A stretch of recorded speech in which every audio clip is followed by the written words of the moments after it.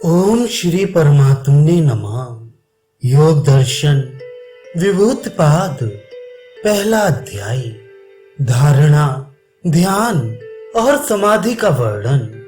साधन पाद में योगांगों के वर्णन का आरंभ करके यम, नियम, आसन, प्राणायाम और प्रत्याहार इन 5 बहिरंग साधनों का फल सहित वर्णन किया गया।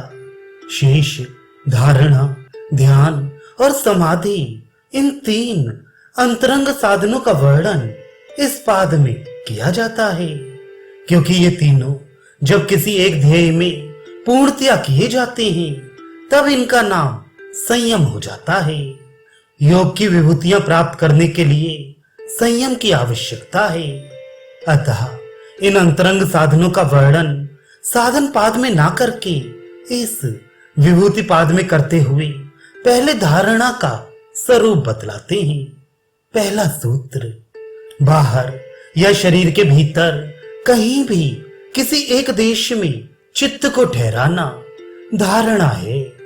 व्याख्या, नाभि चक्र, हृदय कमल आदि शरीर के भीतरी देश हैं और आकाश या सूर्य चंद्रमा आदि देवता या कोई भी मूर्ति तथा कोई भी पदार्थ बाहर के देश हैं। उनमें से किसी एक देश में चित्त की वृत्ति को लगाने का नाम धारणा है।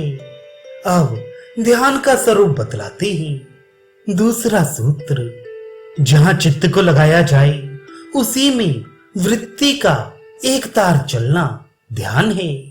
व्याख्या, जिस ध्येय वस्तु में चित्त को लगाया जाए उसी में चित्त का एकाग्र हो जाना, अर्थात केवल ध्येय मात्र की एक ही तरह की वृत्ति का प्रवाह चलना, उसके बीच में किसी भी दूसरी वृत्ति का ना उठना ध्यान है। अब समाधि का स्वरूप बतलाते हैं।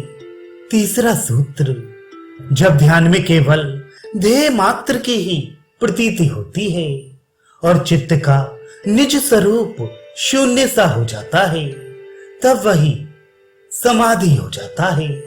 व्याख्या, ध्यान करते करते जब चित्त ध्येयाकार में परिणत हो जाता है, उसके अपने स्वरूप का अभाव सा हो जाता है, उसको ध्येय से भिन्न उपलब्धि नहीं होती, उस समय उस ध्यान का ही नाम समाधि हो जाता है।